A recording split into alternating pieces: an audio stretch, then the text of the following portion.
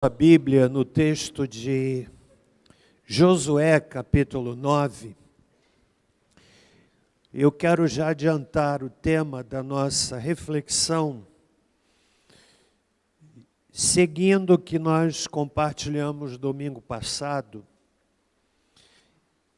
Eu quero pensar com os irmãos sobre o tema inimigos de decisões sábias que evitam armadilhas. É longo o tema, mas eu creio que vai abençoar a sua vida. Você que está me ouvindo em casa, que está se preparando para tomar uma decisão, ou conhece alguém que vai tomar uma decisão, ou que esteja tomando uma decisão, compartilhe o link deste culto, porque eu creio que vamos extrair da palavra de Deus orientações preciosas no que respeita a decisões sábias e que evitam armadilhas. Josué capítulo 9. Ora, ao ouvirem tais coisas, todos os reis que estavam da além do Jordão, nas montanhas, nas campinas, e em toda a costa do grande mar, defronte do Líbano, os heteus, os amorreus, os cananeus, os ferezeus, os heveus e os jebuseus, ajuntaram-se de comum acordo para pelejar contra Josué e contra Israel.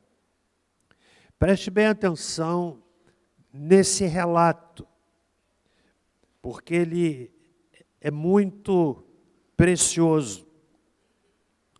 Todavia, quando os moradores de Gibeon ouviram o que Josué fizera com Jericó e com Ai, usaram de astúcia e foram e se fingiram embaixadores e levaram sacos velhos sobre os seus jumentos e odres de vinho velhos, rotos e consertados. Nos pés traziam sandálias velhas e remendadas e roupas velhas sobre si. Todo o pão que levavam para o caminho era seco e bolorento. Vieram a Josué ao arraial em Gilgal e disseram a ele e aos homens de Israel: chegamos de uma terra distante, fazei aliança conosco. Os homens de Israel responderam aos heveus: bem pode ser que habiteis no meio de nós. Então, como faremos aliança convosco? Disseram a Josué: nós somos teus servos. Perguntou-lhe Josué: quem sois vós? E de onde vindes? Responderam-lhe: teus servos vieram de uma terra muito distante, por causa do nome do Senhor teu Deus, pois ouvimos a sua fama e tudo o que fez no Egito, e tudo o que fez aos reis dos amorreus que estavam da além do Jordão, a Seom, rei de Esbom, e a Og, rei de Bazã, que estava em Astarote. Pelo que nossos anciãos e todos os moradores da nossa terra nos disseram: tomai convosco provisão para o caminho, ide-lhes ao encontro e dizei-lhes: nós somos vossos servos, fazei aliança conosco. Este nosso pão tomamos quente das nossas casas no dia em que saímos para vir ter convosco, mas agora já está seco e bolorento. E estes odres que enchemos de vinho eram novos, mas já estão rotos. E nossas vestes e nossas sandálias já envelheceram por causa da longa jornada. Então Os homens de Israel tomaram da provisão deles e não pediram conselho ao Senhor. Assim Josué fez uma aliança de paz com eles, prometendo poupar-lhes a vida. E os oficiais da congregação prestaram-lhe juramento. Ao final de 3 dias, depois de terem feito a aliança com eles, ouviram que eram seus vizinhos e que moravam no meio deles. Então partiram os filhos de Israel ao 3º dia, chegaram às cidades deles, a Gibeon, Quefira, Beerote e Quiriate-Jearim. Mas os filhos de Israel não os feriram, porque os príncipes da congregação lhes haviam jurado pelo Senhor, o Deus de Israel. Toda a congregação murmurava contra os príncipes. Senhor nosso Deus, fala-nos nesta manhã, que o Espírito do Senhor possa usar a palavra que Ele mesmo inspirou para trazer orientação, direção para cada um de nós. Curvamo-nos diante dela, da palavra bendita, e pedimos a Tua graça, em nome de Jesus. Amém. Quem aqui já tomou uma decisão errada? Levante a mão. Quem aqui já tomou 2 decisões erradas? Quem já tomou muitas decisões erradas? Sabe por quê? Porque decidir nem sempre é fácil. Na verdade, às vezes é muito difícil decidir. Eu me incluo na resposta à pergunta que fiz. Eu já decidi errado. Já tomei decisões que me trouxeram tristeza, que me perturbaram, que tiraram meu sono. E eu acredito que, se tivesse conhecido os valores que nós vamos apontar hoje, seguindo aqueles que apontamos domingo passado, certamente eu teria decidido de forma mais assertiva. A vida é feita de decisões, de escolhas. Nós somos livres para fazermos muitas escolhas. As escolhas nós podemos fazer, mas as consequências são compulsórias. Podemos escolher a semente, mas não podemos escolher o fruto. Quanto maior o impacto de uma decisão, mais difícil decidir. E nem sempre nós acertamos nas nossas decisões.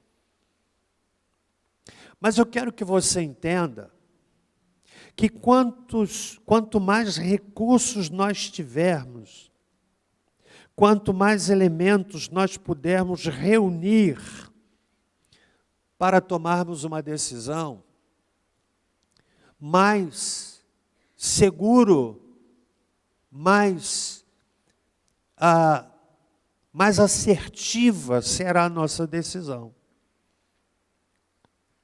E eu quero que você que está aqui nessa manhã e você que me ouve pela internet, eu sei que essa palavra vai trazer clareza para você que está tomando uma decisão. Há pessoas que decidem de uma forma assim muito insensata. Não avaliam, não pesam e tomam decisão. Decisão que não é medida na sua consequência.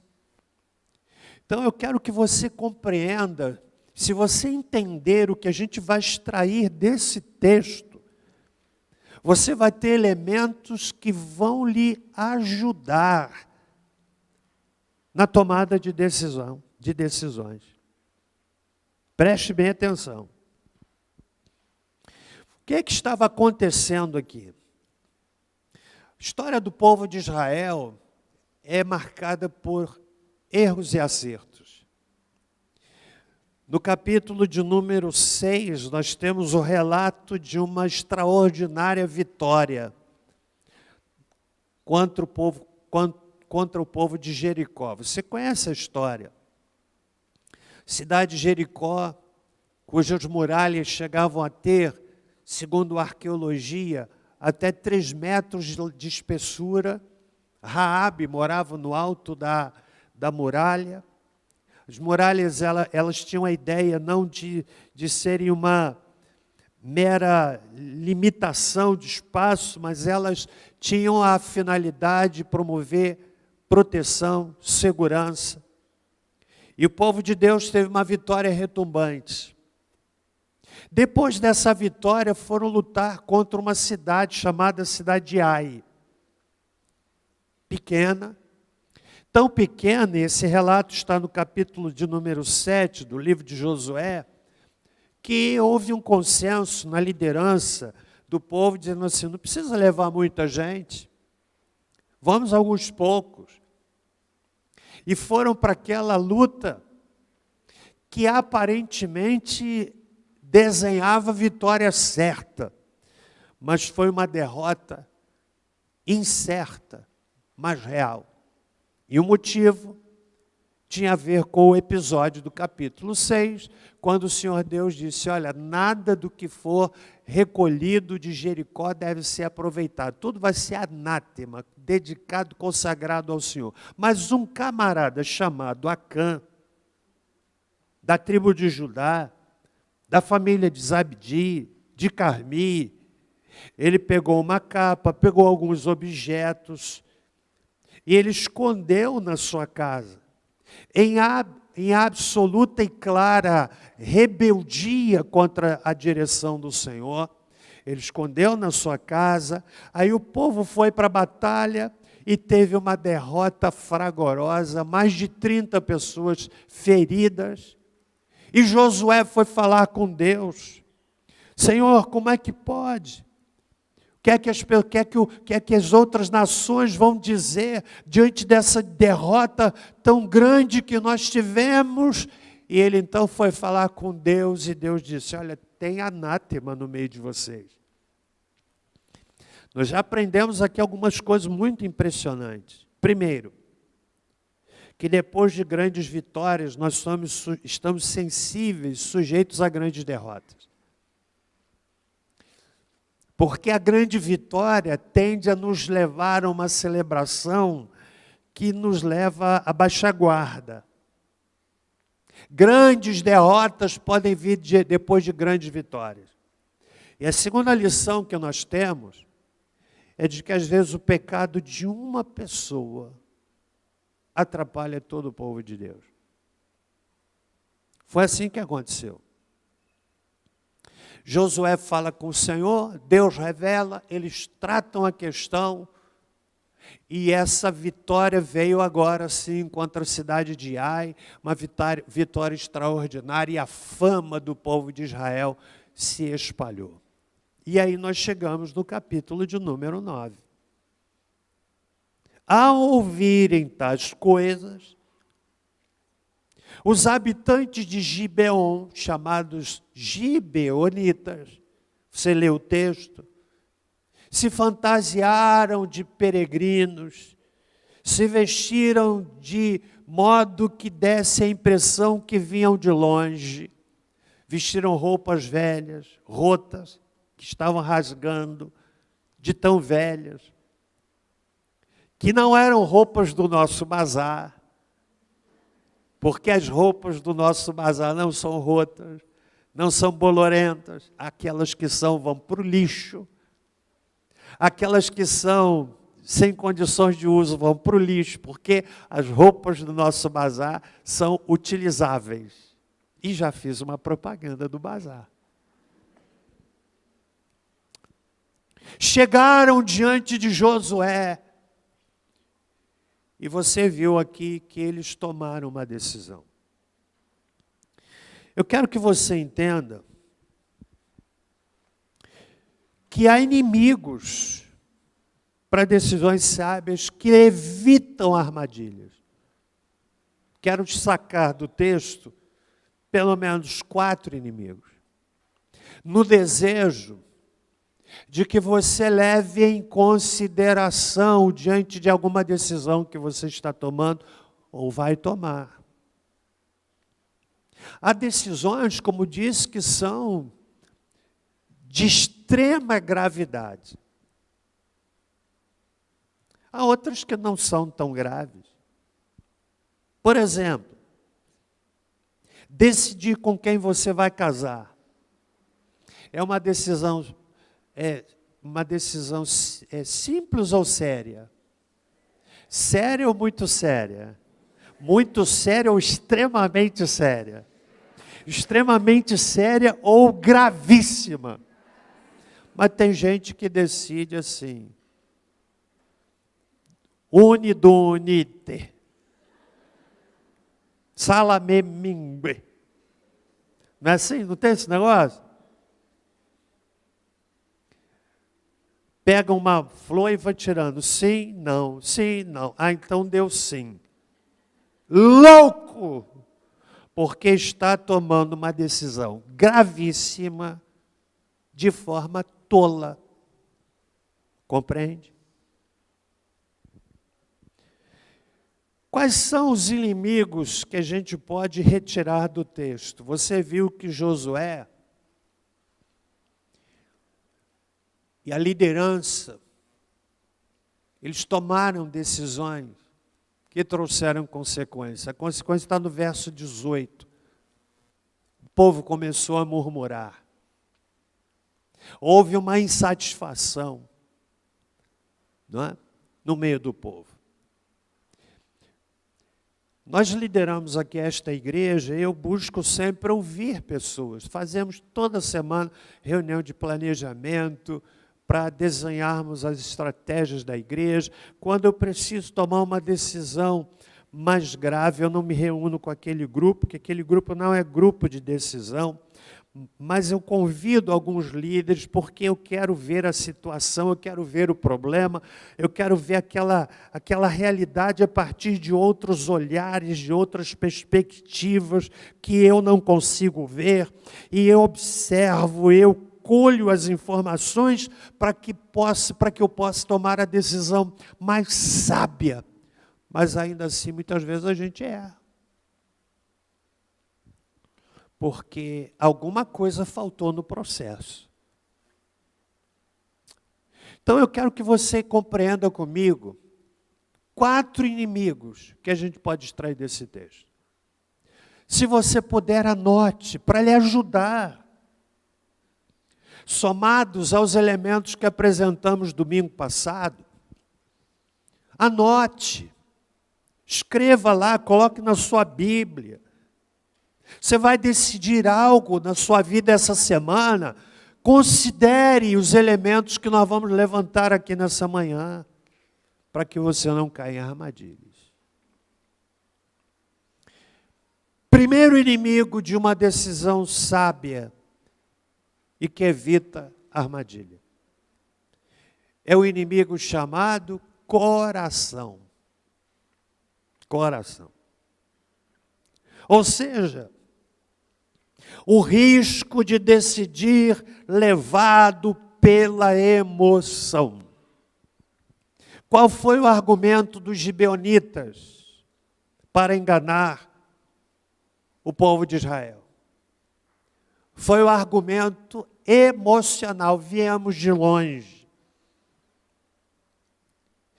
Se vestiram de peregrinos, como eu disse, E a liderança julgou pela evidência do pão seco, das roupas velhas, do odre de vinho ressecado, em vez de pedir o conselho da boca do Senhor. Os israelitas confiaram na evidência dos seus sentidos e não na evidência da voz do Senhor. Você sabe por que eles caíram? Porque, como nós, eles julgaram pela aparência. Julgaram pelo coração. Eu me lembro, há poucos anos atrás, Débora e eu fomos enganados, porque decidimos pela aparência. Qual foi a situação?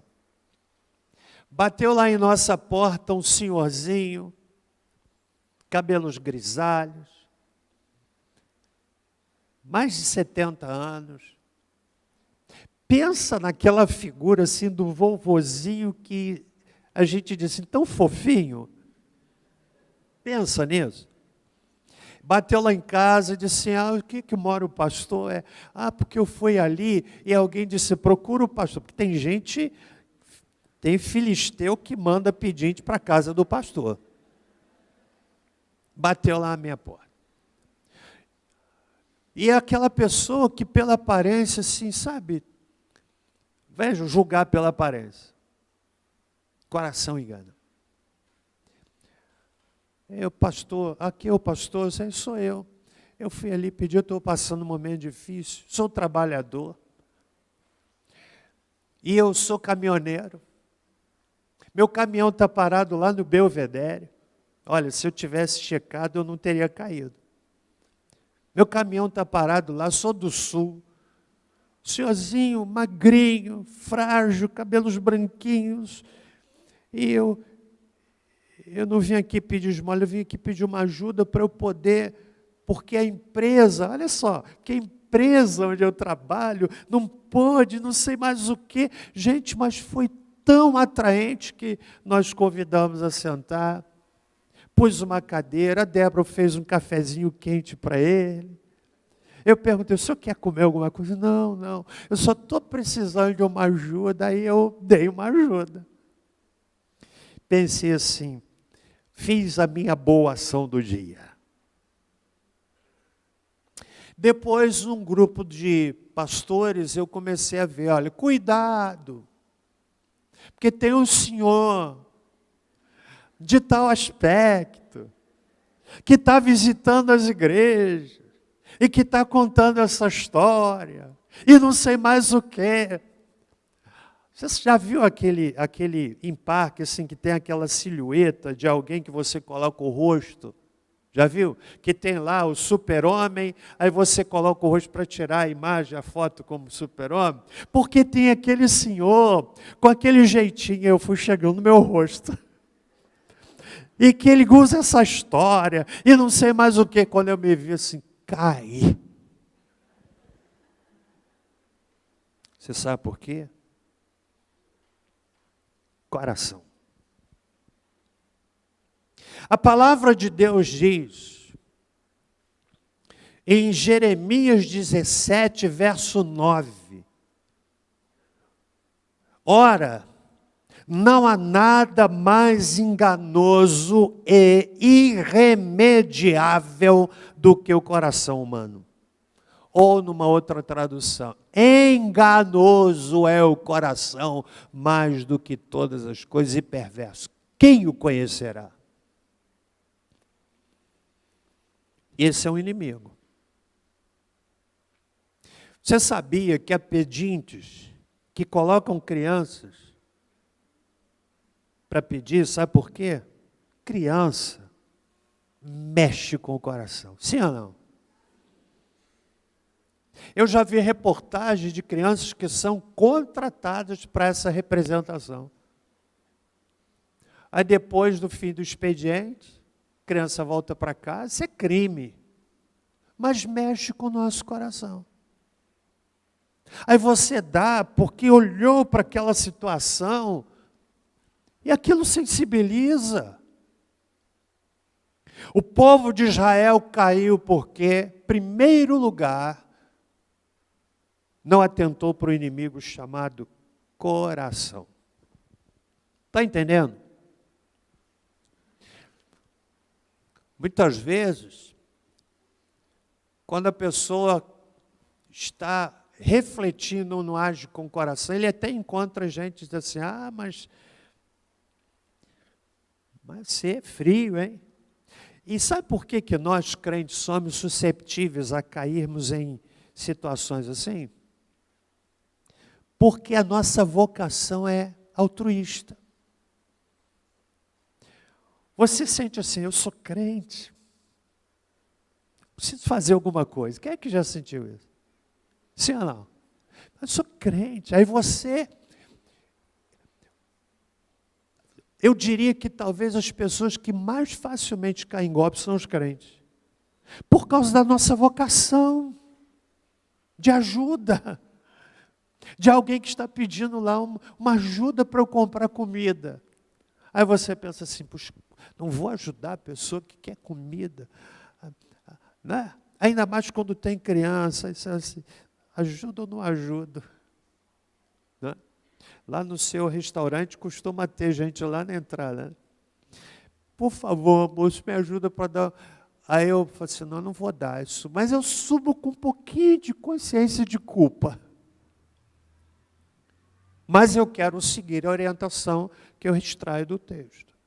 Cuidado com o coração. Comigo até aqui? Sim ou não? Amém, gente? Mas há um segundo inimigo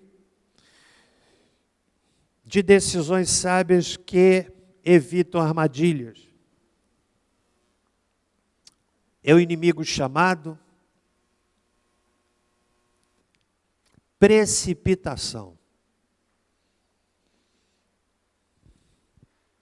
Decidir precipitadamente amplia a possibilidade de tomar uma decisão errada e de cair em armadilha.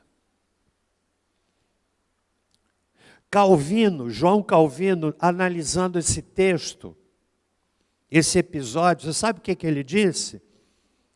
Ele disse assim, abre aspas, o que Israel fez foi um ato de grande descuido. Fecha aspas. Porque foi precipitado. Gibeão significa cidade montanhosa e ficava a cerca de 30 quilômetros de onde Josué estava. Mais ou menos daqui a Vargem Alegre. Daqui a Vassouras 27 quilômetros. Esses gibeonitas, imagine, Josué está aqui e os gibeonitas na cidade de Vassouras, eles vieram e disseram, olha, nós pegamos esse alimento, esse pão, esse vinho, essas roupas, viemos de uma terra muito distante. Você percebe aqui no texto que o processo decisório foi muito rápido. Processos decisórios que são rápidos, eles ampliam as chances de uma tomada de decisão equivocada. Não pode. Você sabe como é que a precipitação é vencida? Pela informação. Busque todas as informações necessárias antes de decidir. Vai casar? Conheça a história dele ou dela. É claro que você não vai cair nessa tolice de perguntar para a ex-namorada como é que era o camarada. Para com isso. Mas busque se informar. Eu já dei aqui algumas pistas. Vai casar? Perceba se o camarada gosta de trabalhar. Ou se ela gosta de trabalhar. Porque se ela não gostar de trabalhar, você vai ter uma mulher preguiçosa. Pesado, né? Relaxada. Forte isso, né? Olhe para ver se ele gosta de trabalhar, se ela gosta de trabalhar, ou se sente coceira quando fala em trabalho. Ah, mas ele é tão bonitinho. Há coisas que você precisa ver antes. Compreende? Eu já comprei um carro precipitado, de forma precipitada. Movido pelos olhos, pela aparência. Você sabe como é? Eu tinha um Santana cinza e eu achava aquele carro lindo. Olha que loucura, gente. Eu estava no Rio com a Débora, Reuel e Sara pequenos, e dirigindo lá onde tem o Norte Shopping, eu não sei, lembro qual é o nome do bairro, eu sou do Rio, mas já estou esquecendo os bairros do Rio. E eu estava vindo, eu não sei se nós estávamos passeando lá, eu sei que eu parei no sinal, olhei para o lado, vi uma loja de carros. Eu vi aquele carro, gente, o carro que eu quero. Você sabe o que eu fiz? Dei a volta, parei, claro que eu não cheguei lá para comprar, porque eu não tinha grana para comprar no dinheiro, assim, né? Mas eu olhei o carro e vi o carro lindo, e o carro estava dentro do meu orçamento, e eu saí dali pensando, puxa, era o carro que eu queria, e não sei mais o quê, e cheguei em casa, e fui conversando com a Débora, e não sei mais o quê. No dia seguinte, voltei ao Rio para comprar o carro. Aí depois o carro começou a apresentar problema no ar-condicionado. Aí eu fui ver, levei para o mecânico e disse, ó, pastor, aqui puseram um gatilho. É esse o nome que dá? Como é que é o nome que dá? Gambiarra.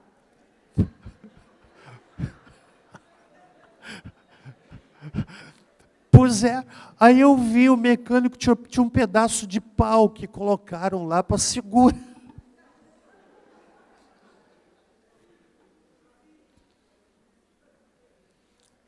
E eu fiquei aborrecido. Porque, para consertar, eu tive que gastar. Se eu não tivesse me precipitado. Mas carro a gente troca. Você vende, fica até sem carro. Mas há coisas que a gente não pode consertar. Está entendendo?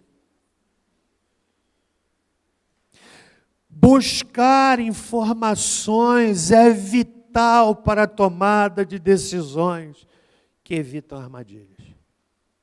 Repito, no processo decisório, fuja da precipitação. Às vezes as pessoas querem decidir, eu tenho até amanhã para decidir, isso é perigoso. Eu tenho que decidir isso até hoje à noite. Olha, uma coisa que aconteceu, eu tenho que decidir até hoje à noite. Meu amigo, se você não puder alargar o tempo para a decisão, para você compreender melhor o cenário, se não houver qualquer possibilidade de fazer isso, busque algum caminho que lhe permita dar clareza para que a sua decisão seja a decisão sábia e que não coloque você em armadilha. Está entendendo? Olha o que a palavra de Deus diz sobre isso. Provérbios 21, verso 5. Os pensamentos do diligente tendem só para a abundância. Diligente é o cauteloso. Porém, os de todo apressado, o apressado, tão somente leva à pobreza. Tem gente que é apressada demais. Age primeiro, decide primeiro, depois quer chamar a Deus para chancelar. Olha o que diz Provérbios, capítulo 13, verso 3. A pobreza, a pessoa, que consegue guardar a sua boca, preserva a própria vida. Mas quem fala sem refletir acaba arruinado. Pessoas que... Eu não coloquei esse texto aí para vocês, não? Provérbios 13:3. A pessoa que consegue guardar sua boca preserva a própria vida. Mas o que abre muito os seus lábios se destrói. Precipitado. Deixa eu dizer para você aqui uma coisa, irmão. Às vezes a gente fala demais e fala para a pessoa errada. Aí você fala para alguém que você não deveria falar. Quantas histórias de pessoas que tiveram uma excelente ideia, contaram para alguém e o camarada foi lá e roubou a ideia dele. Entende? Vai fazer e fala para uma porção de pessoas que vai fazer. Ei, não cai nessa não. Precipitado, abre demais a boca, fala muito. Eu acho que aqui em Barra do Piraí não tem muito isso não. Mas lá na cidade onde eu venho, meu Deus, tem gente que fala demais. Olha o que diz Provérbios capítulo 14, verso 16. O sábio teme o Senhor e evita o mal, mas o tolo age com impetuosidade sem refletir. Provérbios 14, 16. Essa tradução não é a que eu passei para aí, o texto que eu mandei para aí. Vou repetir aqui. O sábio teme o Senhor e evita todo o mal, mas o tolo age com impetuosidade sem refletir. Leio Provérbios 14, 29. A pessoa que se mantém calma dá prova de grande sabedoria, mas o precipitado revela publicamente sua falta de juízo. Cuidado com a precipitação. Leio ainda Provérbios 19, verso 2. Não é bom proceder sem refletir, e peca quem é precipitado. Quem é precipitado peca. Agora, olha o texto, irmãos, de Eclesiastes 10, verso 4. Eu mandei, irmão Lúcio, os textos não estão aí que eu mandei, que eu pedi.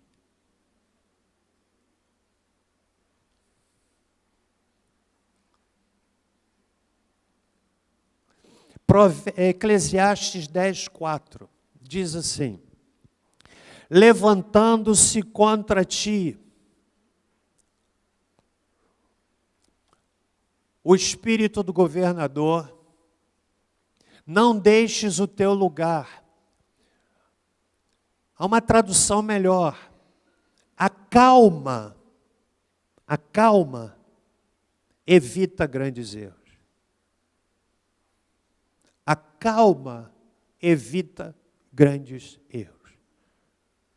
Então, cuidado com a precipitação. Está entendendo? O que é que Josué fez? Ouviu, a liderança se reuniu, não fizeram aquele levantamento básico do processo decisório. Decisão tem um processo, chamado processo decisório. Aí tomaram decisões e não fizeram bem, porque foram precipitados. Amém, gente? Qual é o primeiro inimigo de uma decisão sábia? Coração. Segundo inimigo, alguém aqui já decidiu errado por causa da precipitação? Levanta bem alto a sua mão. Bem alto. Você já decidiu? Não estou sozinho. Agora, irmãos, a bênção que a gente está aqui aprendendo para nós não repetirmos. Eu falei aqui do golpe que a gente caiu, e eu peço a Deus, Senhor, me ajuda a colocar esses princípios, porque eu sei que ainda estou sujeito a cair em outros golpes, por causa do coração. Por causa do coração, por causa da precipitação. Às vezes alguém manda uma mensagem ou liga para mim, pastor, me ajuda, eu tenho que decidir até amanhã. Epa! Eu penso assim, eu preciso oferecer à pessoa elementos para que ela, se possível, retarde a sua decisão. Agora, guarde bem aqui, irmão, preste bem atenção nisso. Se você não sabe o que vem à frente, você não pode ir correndo. Você tem que ir dando passos pequenos. Entende? Você anda no escuro rápido? Anda ou não? Nem na sua casa você anda rápido. Dia desses eu acordei, eu acordo de madrugada, né? Aí eu acordei, o quarto todo escuro, fui ao banheiro, depois fui orar, aí eu volto, até procuro nem acender as luzes para eu não despertar, orei, aí vim, entrei no quarto, eu até conto quantos passos eu dou até eu chegar do meu lado da cama, porque é escuro. Aí eu fui, eu sei que eu perdi o senso de direção, meu irmão, eu dei uma topada na cama, eu dei muito glória a Deus e aleluia. E olha, andando devagar, porque de noite no escuro a gente precisa andar devagar.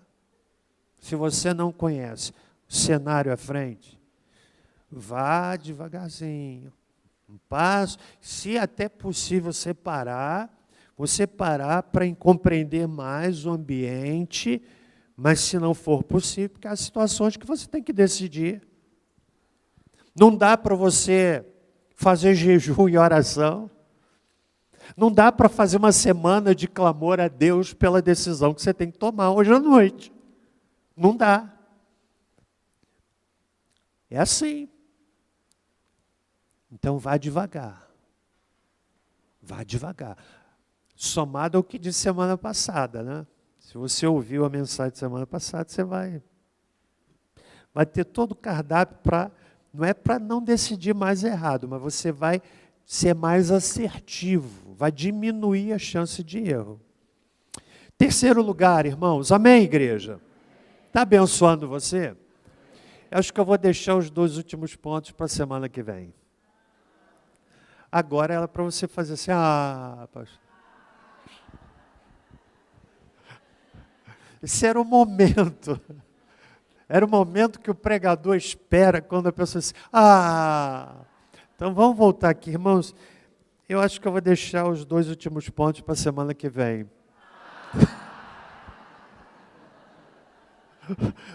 Foi tão forçado. Terceiro inimigo de uma decisão sábia que evita a armadilha. Falta de discernimento. Eu diria que talvez esse seja o segundo ponto mais importante.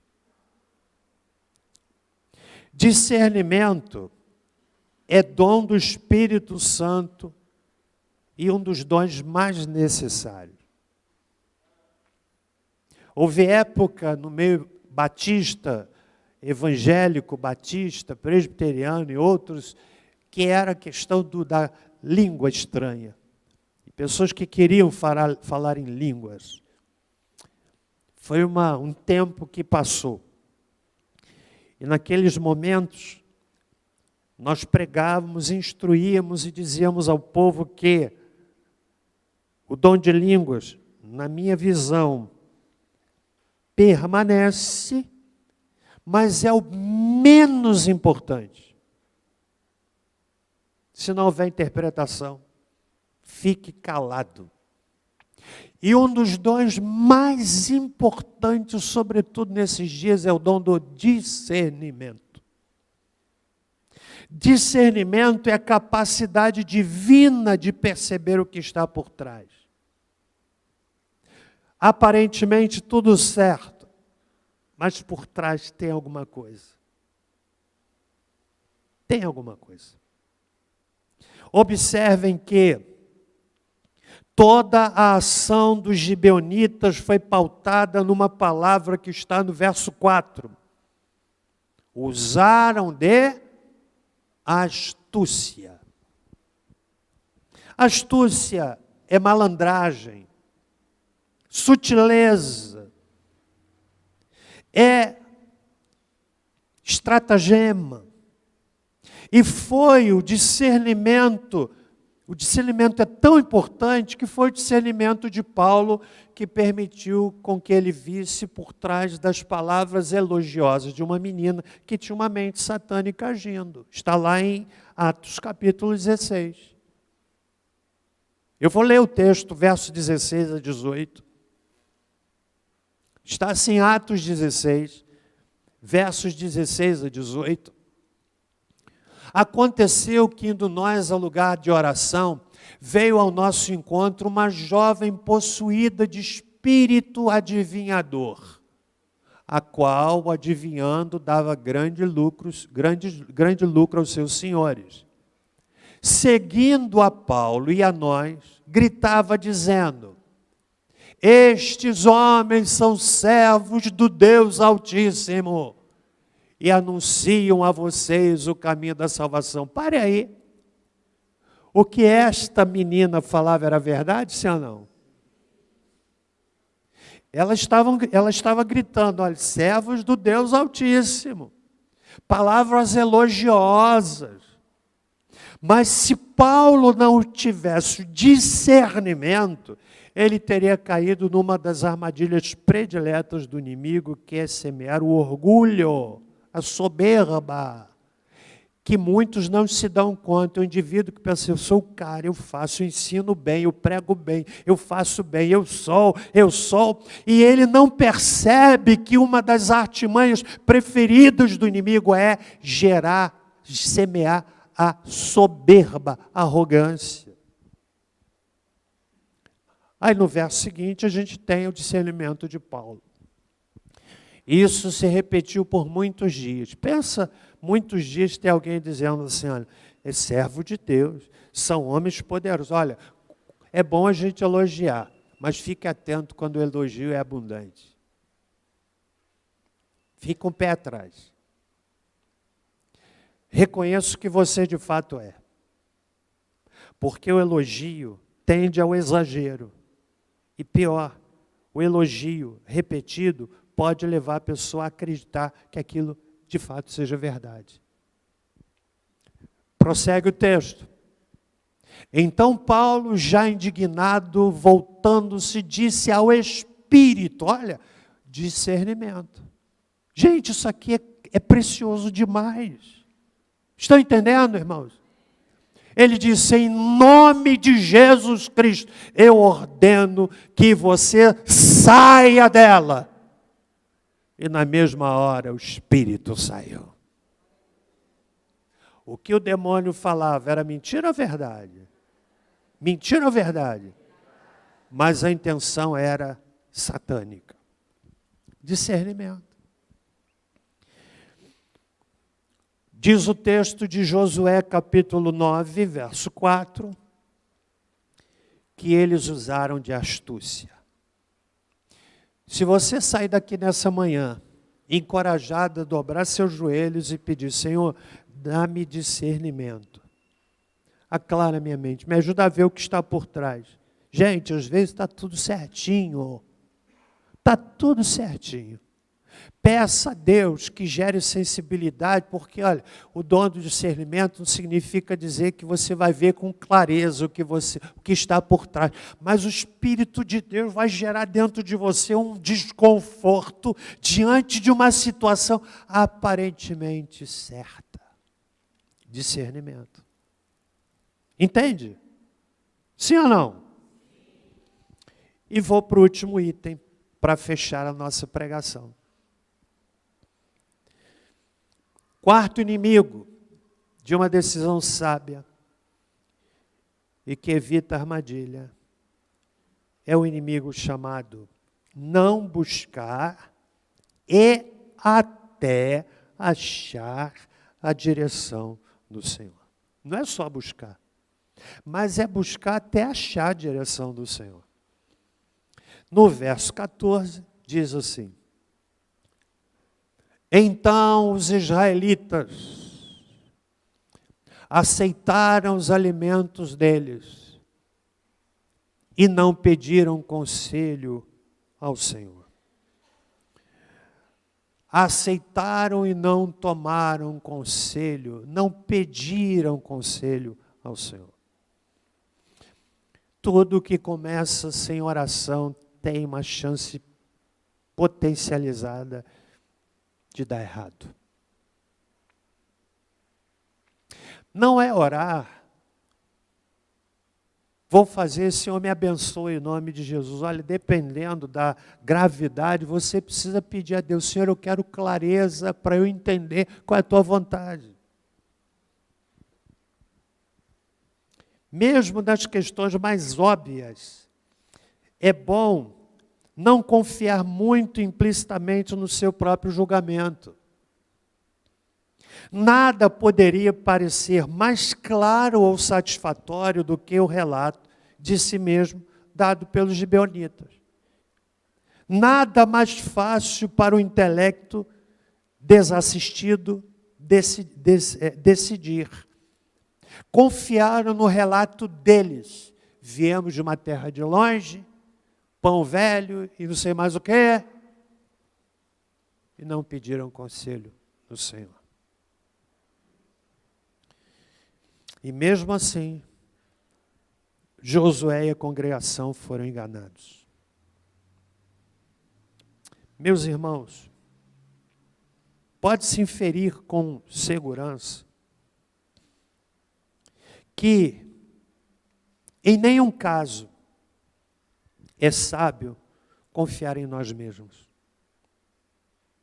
Por mais óbvio que seja o nosso curso, faremos bem em nos aconselharmos com Deus pela oração. Deus tem prazer em que conheçamos a sua vontade. Gideão é o episódio, a figura que nos dá essa inspiração de alguém que, diante de uma decisão seríssima, quis se certificar da vontade de Deus. E com isso eu termino o texto, a mensagem. Está em Juízes, capítulo 6. Venha comigo. Juízes, capítulo 6. Deus levantou Gideão para lutar contra os midianitas. Às vezes a gente fica pensando assim, mas será que eu devo pedir a Deus que revele para mim a vontade dEle? Você não só pode, como deve. Dependendo da situação, você não deve decidir sem ter absoluta clareza de Deus. Às vezes essa clareza é subjetiva. Por exemplo, quando nós fomos colocar telhado aqui nesse prédio metálico, nossa igreja é pequena. Nos reunimos lá na Paulo de Fronten 279. O valor da cobertura aqui, caríssimo. Mas nós já tínhamos tantas evidências da vontade de Deus trazendo-nos até aqui, como por exemplo, aqui nesse local, numa quinta-feira, depois de um culto de oração, aqui era um terreno com cerca de arame farpado, e alguns dos irmãos estão aqui presentes hoje, saímos de um culto de oração lá do nosso templo, quando o irmão Fernando Melo, que está ali, e disse: pastor, tem um terreno lá no Matadouro, e quando falou no Matadouro, eu pensei, mas tão distante, mas vamos lá, e viemos depois de um culto de oração, e nos reunimos mais ou menos aqui nesse lugar. Aqui embaixo tem uma caixa com a pedra fundamental. E era um terreno descampado com mato. Nos reunimos aqui e, meus irmãos, quando eu entrei nesse terreno, passei pela cerca que tinha ali, quando dei o primeiro passo e entrei nesse terreno, algo forte aconteceu aqui dentro, Deus dizendo, é aqui. É aqui. Eu fiquei como quem andava assim, como criança num parque. Meu Deus, e nos reunimos aqui para orar. Quantos se lembram disso? Quantos estavam nessa? Irmã Ruth ali, Fernando ali atrás. Né? Eu não precisava de evidência. Foi forte demais. Primeiro passo. Gente, eu até me emociono pensando nisso ainda hoje. E aí nós fomos colocar esse terreno, essa cobertura, caríssima. Parcelamos em 3 vezes. O recurso que a gente tinha, uma igreja pequena, não dava para pagar a primeira parcela. Eu preguei um sermão lá no outro templo intitulado assim, Batatinha Frita, 1, 2, 3. Alguém se lembra desse sermão? Marcos se lembra. Batatinha, então posso repetir o sermão, porque só tem um que sabe. Tema do sermão, batatinha frita, 1, 2, 3. Meio doido, né? E eu disse assim, irmãos, Deus está conosco. Não temos recurso para a primeira, mas vamos entrar nisso porque Ele está conosco. Fizemos uma campanha, em 1 mês, levantamos recursos para pagar a primeira e uma sobra para a segunda. No segundo mês, nós levantamos, conseguimos pagar a segunda e já tínhamos parcela para pagar a terceira. Quando pagamos a terceira, nós tínhamos recursos para pagar a terceira e, se fosse necessário, comprar toda a cobertura e pagar à vista, porque Deus abençoou.